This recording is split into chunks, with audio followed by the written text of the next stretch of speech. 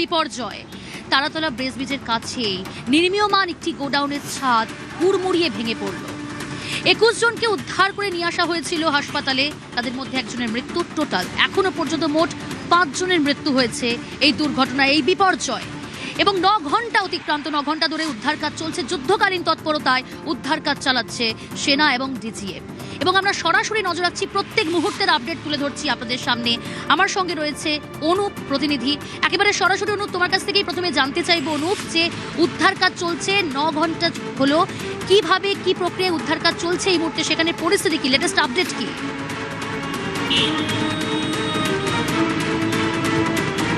দেখো, ঘড়ির কাঁটায় রাত 9টা এবং 9 ঘন্টা অতিক্রান্ত। এখনো পর্যন্ত যুদ্ধকালীন যে তৎপরতায় কাজ চলছে সেই ছবিটা একবার দেখানোর চেষ্টা করবো। যে তারাতলায় যেখানে নির্মীয়মান যে যখন কাজ চলছিল, আচমকা যে ভেঙে পড়ার ঘটনা, তার পরবর্তী ক্ষেত্রে এখনো পর্যন্ত ঘড়ির কাঁটায় রাত 9টা, কিন্তু যুদ্ধকালীন তৎপরতায় সেই কাজ কিন্তু যে চলছে সেটা লক্ষ্য করা যাচ্ছে। তার কারণ এনডিআরএফ যে আধিকারিক তারা যেমন সেখানে উপস্থিত রয়েছেন, সেনাকর্মী তারা উপস্থিত রয়েছেন, এবং বিপর্যয় মোকাবিলা দমকলে আধিকারিক তারা কিন্তু প্রত্যেকটি ক্ষেত্রে এইভাবেই রাত 9টা বাজে ঘড়ির কাঁটায় কিন্তু একইভাবে 9 ঘন্টা অতিক্রান্ত সেই বিপর্যয় যেখানে ভেঙে পড়ার মতো ঘটনা ঘটেছে, সেখানে এইভাবে সেই ধ্বংসস্তূপ সরানোর কিন্তু এই কাজ ইতিমধ্যেই চলছে। ছবি যদি দেখানোর চেষ্টা করি, রাতের বেলা দেখা যাচ্ছে যে আলোর ব্যবস্থা করা হচ্ছে পর্যাপ্ত, এবং রাত ভোর এই তল্লাশি অভিযান ইতিমধ্যে চলবে এমনটাও স্পষ্ট করা হয়েছে।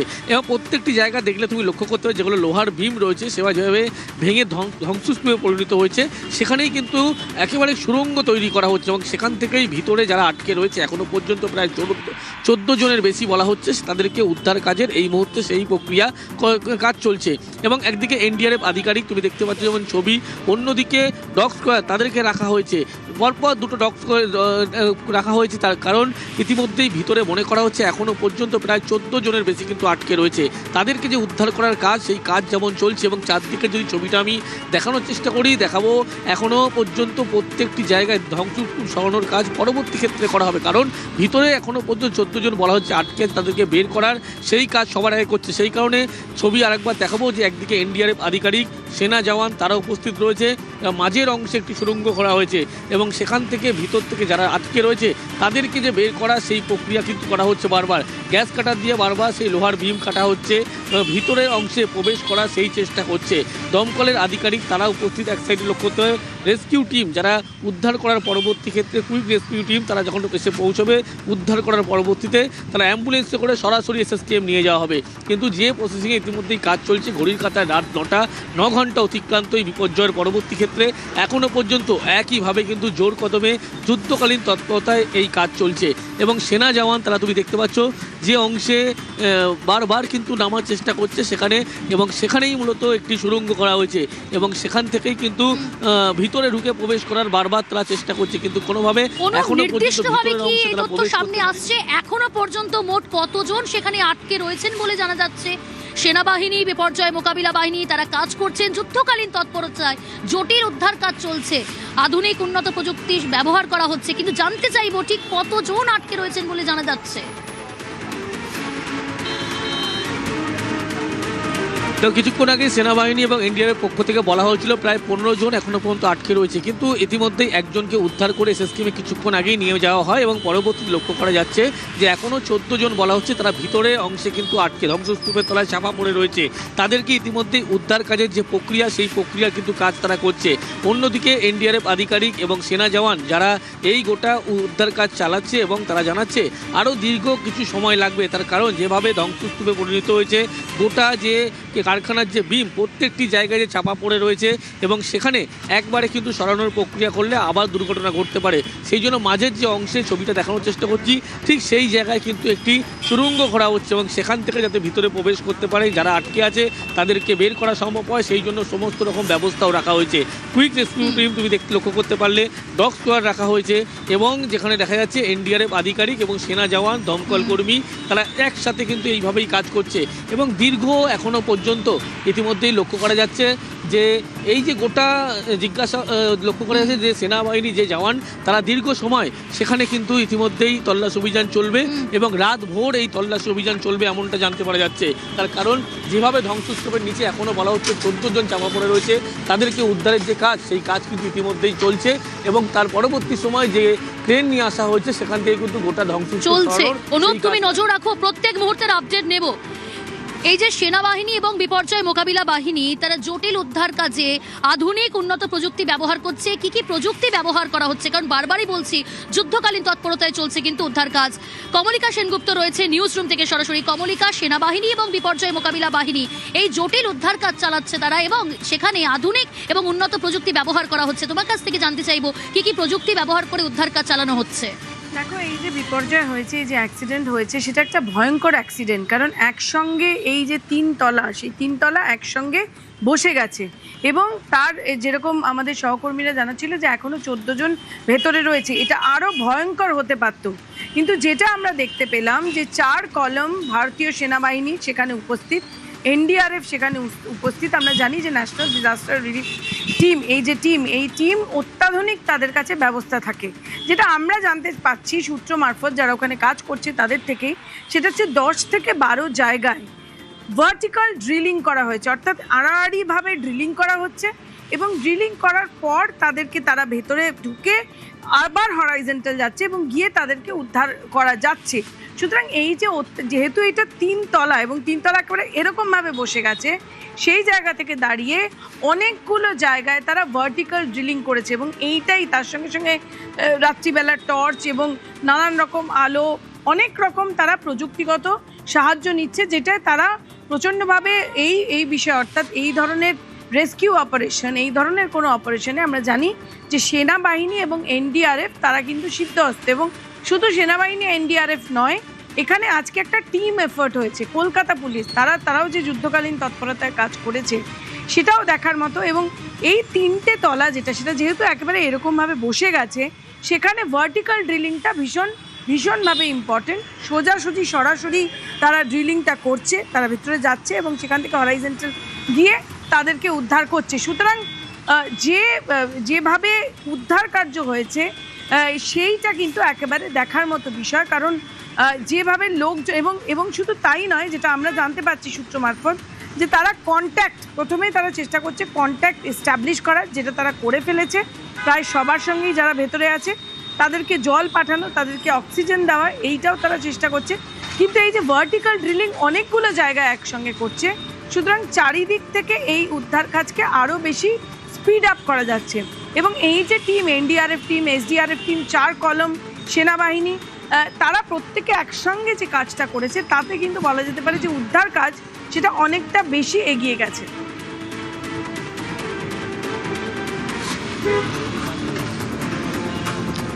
একেবারেই কমলিকা, তারাতলা বিপর্যয় 5 জনের মৃত্যু হয়েছে, এখনো পর্যন্ত 20 জনকে উদ্ধার করা হয়েছে।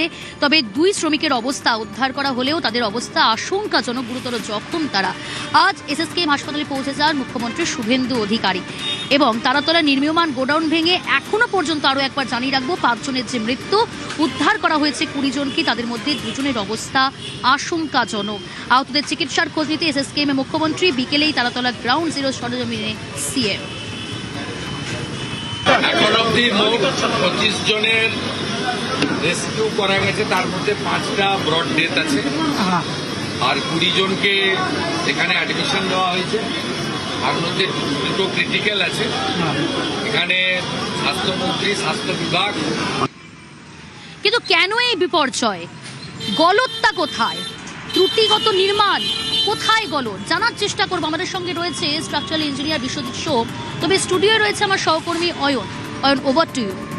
ধন্যবাদ প্রিয়াঙ্কা। বিশ্বজিৎ সোম, স্ট্রাকচারাল ইঞ্জিনিয়ার, আমার সঙ্গে রয়েছেন এই মুহূর্তে। আমি বিশ্বজিৎ দা আপনার কাছে জানার চেষ্টা করব যে আজকে মুখ্যমন্ত্রী শুভেন্দু অধিকারী তিনি বলেছেন যে অনুমোদনটা ছিল এই গোডাউনটা তৈরির, সেটা ত্রুটিযুক্ত। অর্থাৎ আমি জিজ্ঞেস করতে চাই, কতটা ত্রুটি থাকলে, কীরকম ধরনের ভয়ঙ্কর ত্রুটি থাকলে এই রকম ভয়াবহ বিপর্যয় নেমে আসতে পারে? না, এই যে কথাটা উনি বলেছেন মাননীয় মুখ্যমন্ত্রী, সেটা তো একেবারে মানে আমি এর সঙ্গে একেবারে 100% একমত যে এটা কোনো মেটেরিয়াল নয়, এটা কোনো খারাপ জিনিস দিয়ে তৈরি করা ব্যাপারটা তা নয়, এটা একটা স্ট্রাকচারাল ইঞ্জিনিয়ারিংয়ের একটা গ্রস মিস্টেক, মানে গ্রস এরর বলা যায়। কারণ স্ট্রাকচারাল ইঞ্জিনিয়ারিং বিশেষ করে স্টিল দিয়ে যে স্ট্রাকচারগুলো তৈরি হয় এবং তার সঙ্গে কংক্রিট স্ল্যাব মিশিয়ে যে স্ট্রাকচারগুলো তৈরি হয় তারা সাধারণ কংক্রিট স্ট্রাকচার বা কংক্রিটের বাড়ির থেকে একটু আলাদা। এইটা ভেঙে যাওয়ার জন্য প্রথম আমার মনে হচ্ছে এই ড্রয়িংয়ে যেগুলো থাকা দরকার ছিল নকশাতে সেগুলো এর মধ্যে নেই। যদিও এখন উদ্ধার কার্য চলছে, এই সময় এগুলো নিয়ে এতটা বেশি আলোচনা করার দরকার নেই, কারণ উদ্ধার কার্যটা খুব ভালোভাবে হচ্ছে, এটা আমাদের সবার কাছে খুব আনন্দের বিষয়। এখন ব্যাপার হচ্ছে 3টে পয়েন্ট মূলত বলা যায়। সেটা হচ্ছে যে এই স্ট্রাকচারটাতে আপনি দেখলেই বুঝতে পারবেন যে আমার মনে হচ্ছে যে ধরনের এর ধরুন স্প্যান রয়েছে বা যে ধরনের এর দৈর্ঘ্য বা লেন্থ রয়েছে সেই অনুযায়ী স্ট্রাকচারের সেকশনগুলো মানে সাইজগুলো একটু কম, 1 নম্বর। 2 নম্বর হচ্ছে যে এই স্ট্রাকচারে যে জয়েন্টগুলো আছে, অর্থাৎ যে বিমের সঙ্গে কলমের জয়েন্ট, কলমটা উঠেছে একটা কংক্রিট ওয়ালের ওপর থেকে, সেই কংক্রিট ওয়ালে আমরা বলি বেস প্লেট, সেই বেস প্লেট যদি আপনি দেখেন, আমার কাছে ছবি আছে, সেই বেস প্লেটে কয়েকটা বোল্ট থাকে, সেই বোল্টগুলোকে আমরা বলি এইচডি বোল্ট, মানে হোল্ডিং ডাউন বোল্ট, যাতে ওটা বেঁকে না যায়। এই যে ব্যাপারটা, এইটা অত্যন্ত উইক। আমার কাছে একটা ছবি আমি দেখলাম, সেই ছবিটা অত্যন্ত উইক এবং বোল্টগুলো নট প্রপারলি টাইটেন্ড, মানে কনস্ট্রাকশনেও একটা গাফিলতি আছে এর সঙ্গে সঙ্গে। এবং তাছাড়া 3 নম্বর যদি আমি বলি তাহলে সেটা হচ্ছে যে এটা খুব ইম্পর্টেন্ট যে একটা স্টিলের বাড়ি করতে গেলে কিন্তু কংক্রিটের বাড়ির মতো করা যায় না। হয় তাকে খুব শক্ত জোরালো জয়েন্ট দিতে হবে, কলম বিম জয়েন্ট, অথবা ব্রেসিং দিতে হবে। আপনি যে টালা ট্যাঙ্ক দেখেন, টালা ট্যাঙ্কে যে সমস্ত কলমগুলো উঠেছে কেউ তাকালেই বুঝতে পারবে মাঝে একটা ক্রস করা আছে এরকম। এই যে একটা ব্রেস করা থাকে, এই ব্রেসিংগুলো কিন্তু এই উইক জয়েন্টকেও আটকে দেয়। এখানে যে কলম যেভাবে বেঁকে গেছে, বিম যেভাবে বেঁকে গেছে, এর একটা অন্যতম কারণ এই যে ব্রেসিং নেই আর জয়েন্ট উইক, এই অবস্থাতে কোনো স্ট্রাকচার দাঁড়িয়ে থাকতে পারে না এবং তাই হয়েছে। আর শেষ যে একটা পয়েন্ট সেটা হচ্ছে যে যখনই এর উপর আমি একটা কংক্রিট স্ল্যাব লাগাবো তখন সেই স্ল্যাবটার সঙ্গে বিমের, এই যে বিমের কংক্রিটের যে ছাদটা ঢালাই করছে তার সঙ্গে বিমের একটা মেকানিক্যাল সংযোগ থাকা দরকার। আমরা কি করি, বোল্ট বা ইত্যাদি দিয়ে ওই স্ল্যাবটার মধ্যে দিয়ে ওই বিমের সঙ্গে লাগানো, যদি আমি শীটের ওপরও ঢালাই করি তাহলে ওটায় ছেদা করে একটা বোল্ট দিয়ে এই কংক্রিটটা যদি এর ওপর থাকতো, যদি একটা এরকম কানেক্টর দিয়ে কংক্রিটের সঙ্গে বিমগুলোকে লাগিয়ে দেওয়া যেত তাহলে বোধহয় কিছু সময় পাওয়া যেত, মানুষগুলো বেরিয়ে আসতে পারত, এত বড় ক্যাটাস্ট্রফ হতো না। বিশ্বজিৎ দা, এই যে জিনিসটা হয়েছে গাফিলতি কিনা এটা একটা প্রশ্ন থাকবে, কারণ আপনি যে যে বিষয়গুলো বলছেন, দক্ষ যোগ্য লোক দিয়ে যদি এই বিল্ডিংটা তৈরির চেষ্টা হতো তাহলে হয়তো হতো না। এখানেই কাজ করানোর ক্ষেত্রেই বড়সড় গাফিলতি কিনা? না, প্রথম দুটো জিনিস, একটা যে ডিজাইন প্রপারলি হওয়া দরকার, এটা স্টিল ডিজাইনের ব্যাপারটা একটু আলাদা। এটা অন্য স্টিল ডিজাইনের সবচেয়ে ইম্পর্টেন্ট হচ্ছে জয়েন্ট। আপনি দেখবেন সব জয়েন্টগুলো থেকেই এটা বেঁকেছে, জয়েন্টগুলো গন্ডগোল, জয়েন্ট থেকেই ভেঙে পড়েছে। তারপরে এই জিনিসগুলো স্টিল ডিজাইনের প্রপার নকশা, প্রপার ড্রয়িং না থাকলে এটা করা উচিত না। আর 2 নম্বর যেটা তুমি বললে যে কনস্ট্রাকশনের জায়গাটাও খুব ইম্পর্টেন্ট এই স্টিলের কনস্ট্রাকশন করার সময়। এই যে বিমগুলোতে যে জয়েন্ট সেইগুলোই ঠিক ছিল না বলেই কি ভার সইতে না পেরে আমরা দেখছিলাম যে কিছুক্ষণ আগে অভিযোগ আসছিল যে ভার সইতে না পেরে বিমগুলো বেঁকে চুড়ে গেছে, তারপরে ভেঙে পড়েছে। না না না, ভার এটা কিছুই নয়, এটা তো ডেড লোড। এরপরে তো ওখানে মাল থাকবে। আচ্ছা, গোডাউন যদি হয়, গোডাউন ডিজাইনে আমরা সব সময় প্রচুর লোড নিয়ে ডিজাইন করি, 5 গুণ লোড নিই। আমাদের বাড়ির লোড যা থাকে, যদি 200 থাকে, গোডাউন ডিজাইন করার সময় আমি 1000 টন লোড, 1000 কেজি লোড নিই। ঠিক এখানে তো কিছুই আসেইনি লোড, এখানে শুধু স্ট্রাকচারের ওয়েট, যাকে আমরা ডেড লোড বলি, সেই লোডেই যদি ভেঙে যায় তাহলে তো এটা gross mistake in design, gross negligence of design. Approve করে যদি কেউ করে থাকে, আমি জানি না কার ডিজাইন, তাদের একটা গ্রস মিস্টেক, এই মিস্টেকটাকে ভাবা যায় না আর কি। স্ট্রাকচারাল এইটুকু একটা ছোট্ট structure, is not a complicated structure, এটা একটা ইজি স্ট্রাকচার, এটাকে আমরা করতে পারলাম না, এটা তো লজ্জাজনক ব্যাপার একটা বাংলার। এটা কেন করতে পারলাম না? সরকারের বিষয় নয়, যারা তৈরি করেছে, যে সংস্থা তৈরি করেছে তাদের দিকেই অভিযোগের আঙুলটা উঠবে, তাদের বড়সড় গাফিলতি আপনি যেটা বলছেন। একদম একদম, এটা এটা এটা টোটাল ফেলিওরটাই হচ্ছে ইঞ্জিনিয়ারিং ফেলিওর, অন্য কিচ্ছু নয়। ইঞ্জিনিয়ারিং ফেলিওর, এখন ইঞ্জিনিয়ারিং ফেলিওর মধ্যে যদি কিছু ঢুকে থাকে, অন্য কিছু যদি প্রবেশ করে থাকে, আজকাল যা সমাজের যে অবস্থা, আমি জানি না সে কোনো কারণে এর মধ্যে হয়তো কোনো কম্প্রোমাইজ হয়ে যেতে পারে, নাহলে এটা তো হতে পারে না। এটা কোনো স্ট্রাকচারাল ইঞ্জিনিয়ার এই ধরনের একটা মারণাস্ত্র তৈরি, এটা স্ট্রাকচার তৈরি হয়নি, এটা মারণাস্ত্র তৈরি হয়েছে। বিশ্বজিৎ সোম, অনেক ধন্যবাদ আপনাকে। বিশ্বজিৎ সোম যা বলার চেষ্টা করলেন, মারণাস্ত্র তৈরির চেষ্টা হয়েছিল, কোনো স্ট্রাকচারাল ইঞ্জিনিয়ারকে দিয়ে করানো হয়নি, হতে পারে না, না হলে এরকম পরিস্থিতি হতে পারে না। গোডাউন বানানো মানে গোডাউন যেটা বানানো হয়েছে তার ভারই নিতে পারলো না এই স্ট্রাকচার, আর গোডাউনের জন্য আরও বেশি লোড নেওয়ার ক্ষমতা দিয়ে তৈরি করানো হয় এই সমস্ত স্ট্রাকচার। তার মানে নকশাতেই বিরাট গলদ, প্ল্যানে বিরাট গলদ, দক্ষ যোগ্য ব্যক্তিদের দিয়ে এই কাজ করানো হয়নি। এবং তিনি বললেন বড় সড় গাফিলতি। প্রিয়াঙ্কা, একেবারে অয়ন, তুমি যেমনটা বলছিলে এবং বিশ্বজিৎ সোম তিনিও যেমনটা বললেন যে মারণাস্ত্র, নকশা এবং নির্মাণে যে ত্রুটি, যার জন্য এই ভয়াবহ বিপর্যয়, 5 জনের প্রাণ গিয়েছে এখনো পর্যন্ত, 21 জন 20 জন তারা চিকিৎসাধীন, তার মধ্যে 2 জনের অবস্থা আশঙ্কাজনক, গুরুতর জখম তারা। আমার সঙ্গে রয়েছে প্রতিনিধি অমিত। অমিত, তোমার কাছ থেকে জানতে চাইবো যে এই ভয়াবহ বিপর্যয়, গাফিলতি কোথায়, দায় কার? প্রাথমিক তদন্তে এখনো পর্যন্ত কি কি তথ্য সামনে আসছে? দেখো, যেভাবে এই স্ট্রাকচারটি ভেঙে পড়েছে, প্রাথমিক অনুসন্ধানে বিশেষজ্ঞদের সঙ্গে কথা বলেছেন কলকাতা পুলিশের গোয়েন্দা বিভাগের একাধিক অফিসার। তারা যেটা মনে করছেন বা লালবাজার যেটা মনে করছে, এই ভেঙে যাওয়ার নেপথ্যে ইঞ্জিনিয়ারিং ফল্ট, অর্থাৎ মূল নকশা এবং গঠনমূলক কাজের ক্ষেত্রে ত্রুটি ছিল।